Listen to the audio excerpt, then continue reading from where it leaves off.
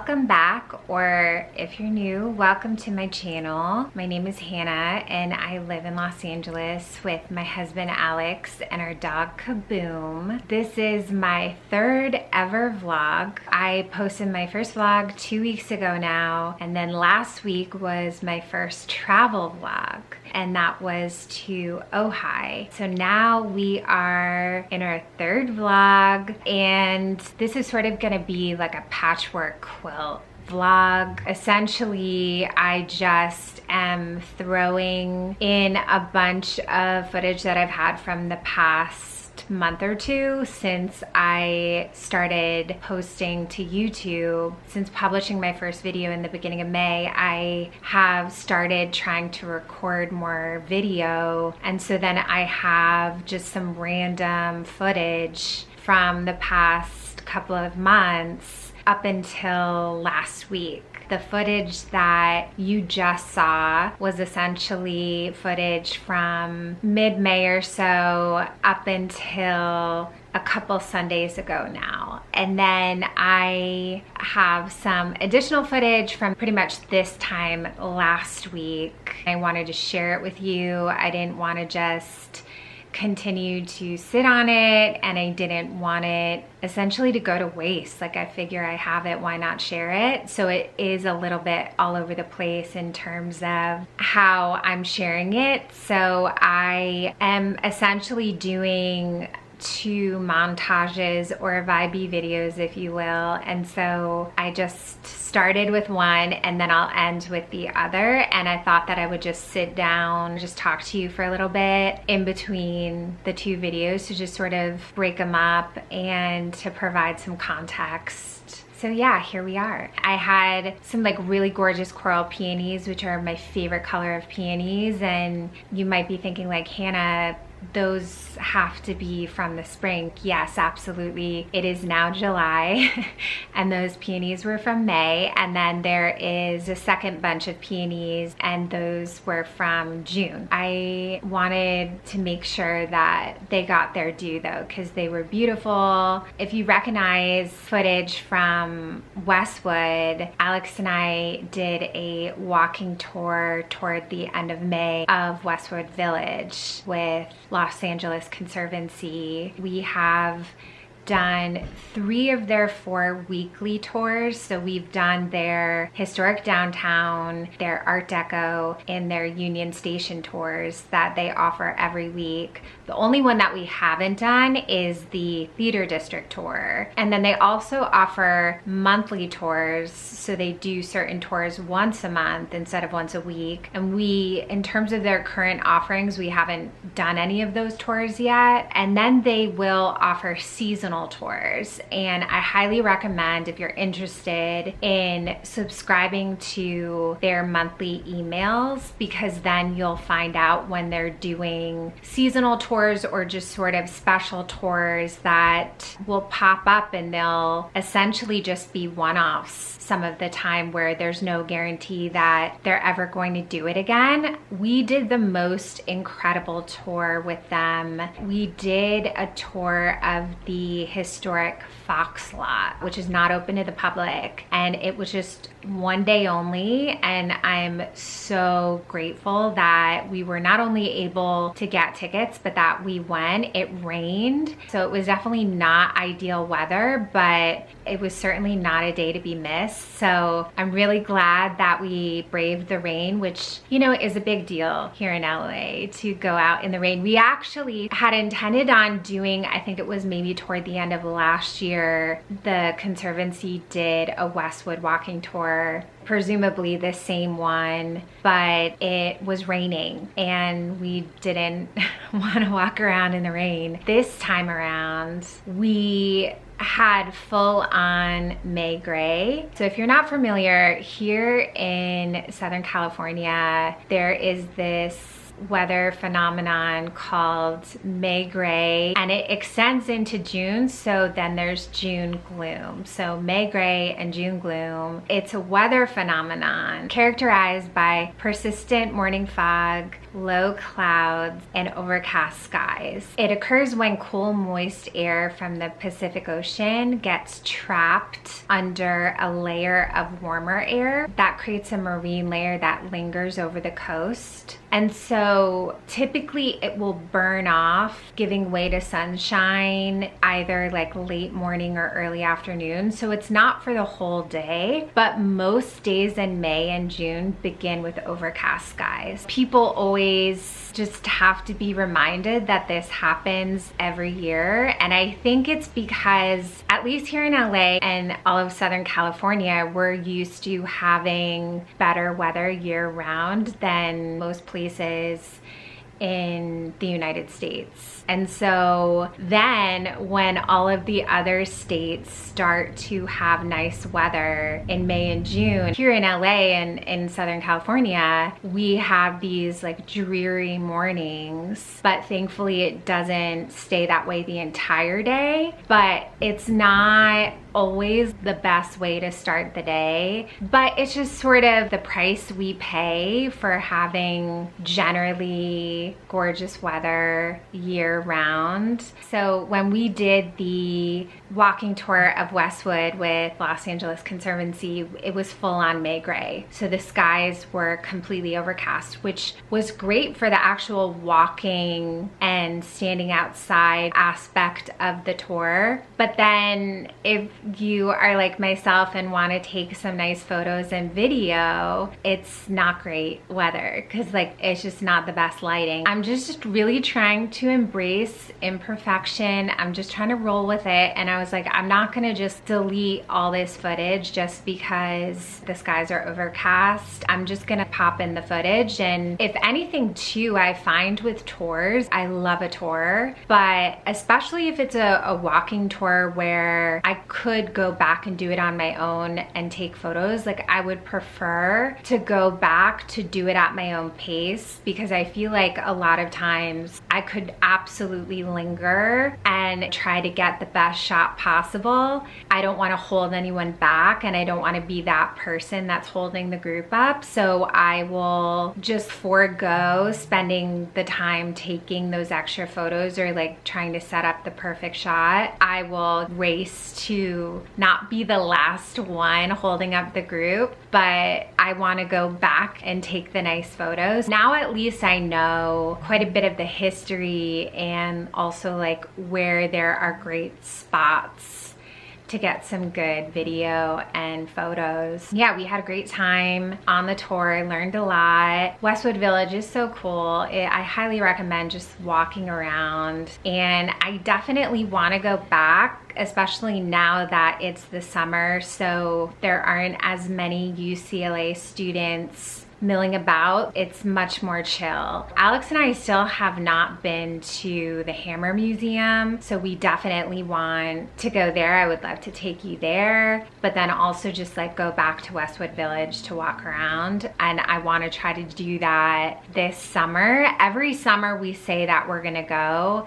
and we just haven't yet. Hopefully this is the summer. And also, I mean, UCLA campus is absolutely gorgeous, and there's some incredible historic buildings on campus, so I would love to also go and walk around campus. We did the walking tour, and then at the end of the montage, the BARBIE video, we were at the Academy Museum. This was now 2 Sundays ago. We went to go see a screening of Frenzy that was part of a screening series with filmmaker Guillermo del Toro, as in like the acclaimed, incredible director who happens to be a massive Hitchcock fan. And so he was doing a lecture series on Hitchcock, and he selected 5 films to be a part of this screening series. There were 5 screenings over 4 days, and the final screening was Frenzy. And out of all of the films that were being screened, Frenzy was the one that I wanted to see Guillermo del Toro talk about more than any of the others. Like Frenzy was the one that I wanted to get his lecture on. Like I wanted to attend that lecture more than any of the others. I thought and it was the final screening, and I feel like it's one of those films that is not typically screened as much. Like North by Northwest was the film that was then screened the previous night. It is a film that is very easy to catch on the big screen. There's some theater in LA that's gonna show it every single year. So you'll have like at least a screening every year easily to be able to see North by Northwest. So it was Notorious, Shadow of a Doubt, I Confess, North by Northwest, and Frenzy. And I would say that Alfred Hitchcock is definitely my favorite director. Like his films are some of my absolute favorite films. I fell in love with his films from a very young age. I would say even maybe like single digits, like a child. So I became a huge fan of him well before I knew of his incredibly problematic reputation, especially with women. So I was quite young when I saw my first Hitchcock film and really didn't learn about him, his approach to directing, and how he interacted with the women in his films. I was not aware of that when he became my favorite director. I remember the first time I saw To Catch a Thief. I'm pretty sure officially that To Catch a Thief was the very first Hitchcock film that I saw. I also saw North by Northwest at a pretty young age as well. But I remember when I saw To Catch a Thief, so Hitchcock uses an actual cat as a visual metaphor for the jewel thief, nicknamed the cat, but that was a little bit too advanced for me at the time, so I took it very literally, and I thought I was watching a sci-fi like fantasy film, and I was like, okay, so we are seeing, this is a film about a cat, and when they're talking about the jewel thief, like there's an actual cat that does all the work and goes into these houses and hotel rooms in the cover of night. I mean, cats are nocturnal. This all checks out. And so like I didn't initially realize that the cat was just a visual metaphor. So when you get to the end, I was like, wait, but I thought that the person turned into a cat. And I was like, well, are we gonna see the transformation at any point? Like, we didn't know that they could turn into a cat. Then that was the exact moment in my life when I learned what a visual metaphor was. So we absolutely loved the screening and lecture. Alex had never seen Frenzy before, so that was really exciting for him. He loved it. Even though Hitchcock is my favorite director, I have not seen every single Hitchcock film. I do own a vast majority of Hitchcock films.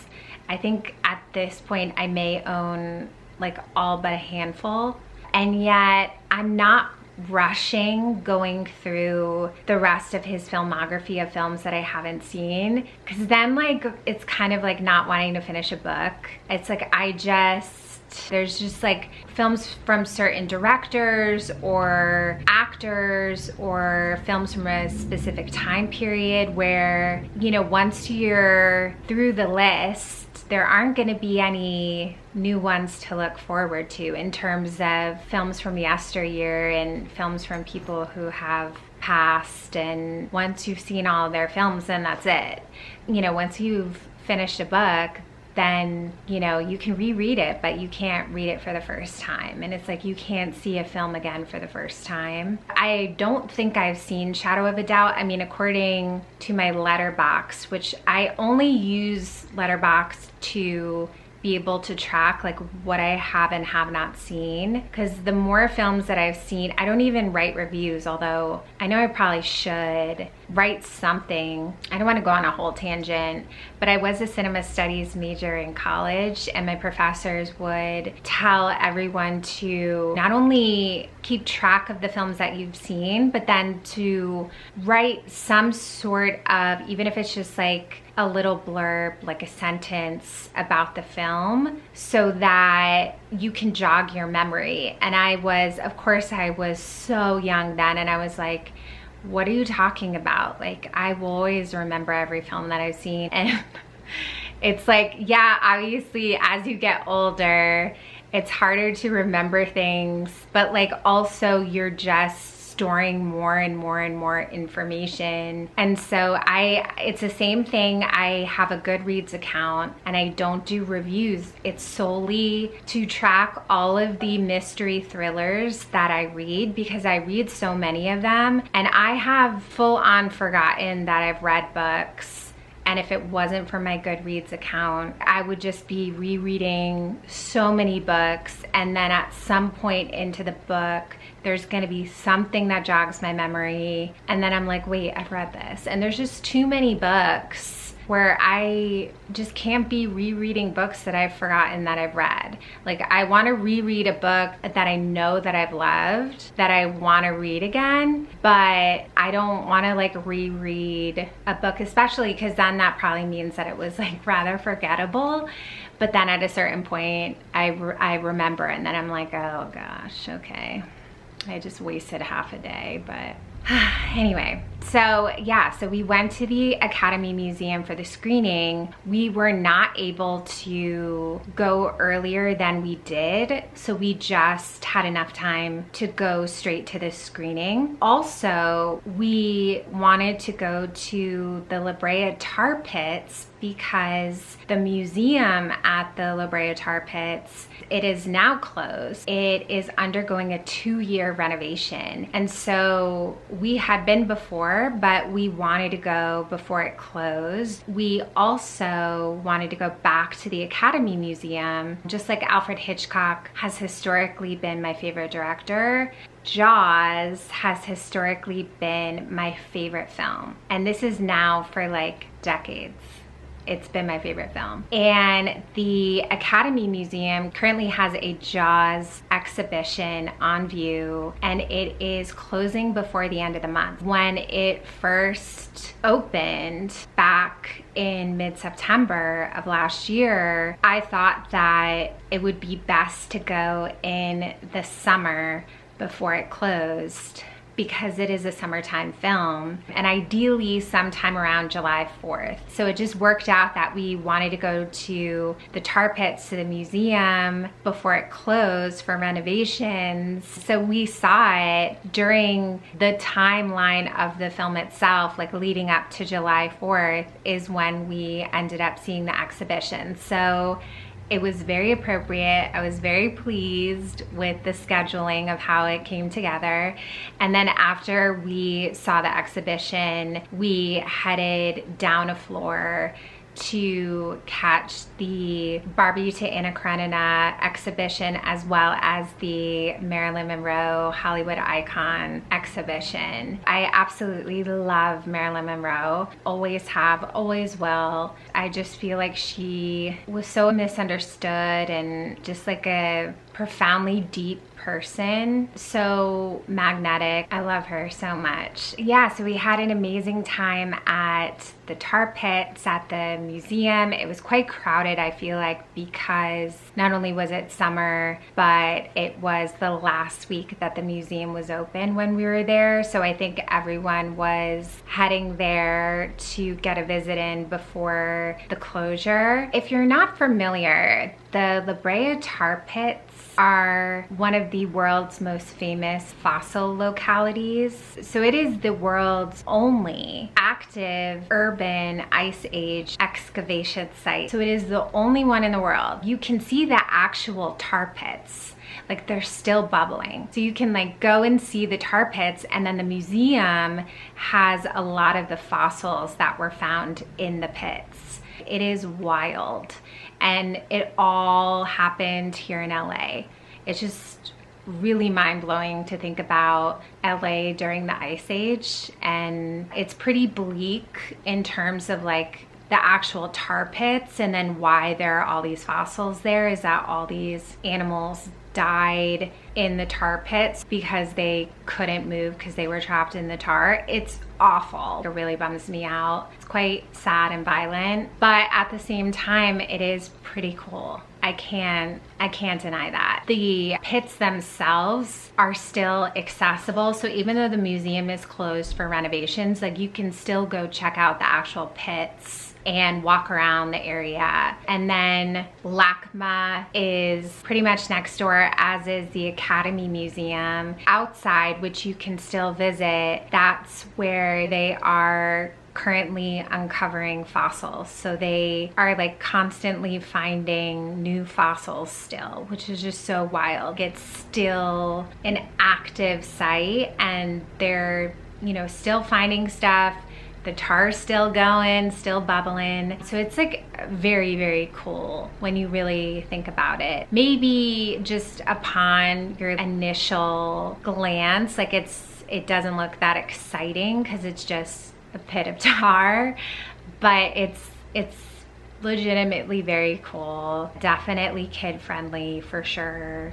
But I can say adult friendly as well. You don't need to have kids to enjoy tar pits, evidently. So yeah, I thought I would just sit down and talk to you for a bit to provide a little bit of context for some of the stuff that we've been up to. Also, if you are interested in the Academy Museum screenings, you can just go to the screening. You don't have to pay to go to the museum. So if you want to visit the actual museum and see the exhibitions and see what's on view and go to the museum, then you would have to pay for admission to the museum separately, but you can just go to see a screening. So yeah, that's just something that I wanted to add. If you go for a screening, you don't have to pay for admission as well. You can just go to attend the screening. Yeah, I just wanted to sit and chat with you for a little bit. Going to end this vlog with our day at the Tar Pits Museum and the Academy Museum. Thank you so much for tuning in for this